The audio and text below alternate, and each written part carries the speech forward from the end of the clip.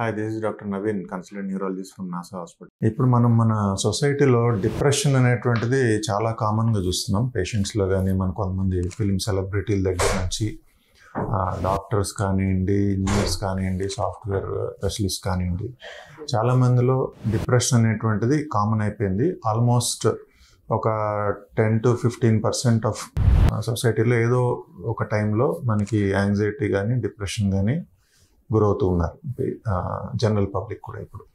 So depression అంటే ఏంటంటే బేసిక్గా మన బ్రెయిన్లో ఉండే కెమికల్స్, న్యూరో ట్రాన్స్మిటర్స్ అంటాం. సెరటోనిన్, డోపమిన్, ఎపినెఫ్రిన్, ఇవన్నీ కూడా కొన్ని కెమికల్స్ ఉంటాయి బ్రెయిన్లో. అవన్నీ ఒక పర్ఫెక్ట్ లెవెల్లో ఉన్నప్పుడు మనం నార్మల్గా వర్క్ చేస్తూ ఉంటాం. సో ఆ లెవెల్ తగ్గిపోయినప్పుడు మనం డిప్రెషన్ లోకి వెళ్ళిపోతాం.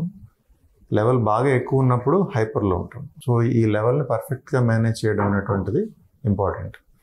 సో బేసిక్గా depression is a chemical disturbance, neurochemical disturbance in the brain అనమాట.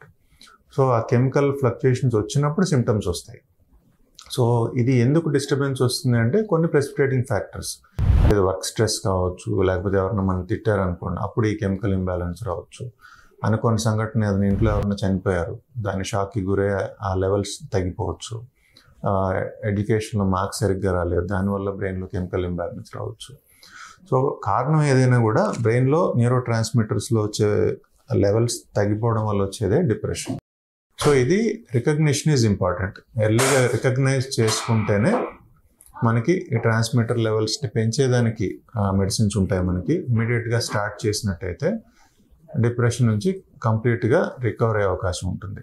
సో వన్స్ మనం ఇది ఐడెంటిఫై చేయలేకపోతే ఆటోమేటిక్గా ప్రాబ్లం ఎక్కువ అవుతుంది. సివియర్ డిప్రెషన్లోకి వెళ్ళిన తర్వాత ట్రీట్మెంట్ చేయడం కూడా చాలా ఇబ్బంది అవ్వచ్చు. For further health updates, subscribe, like, share.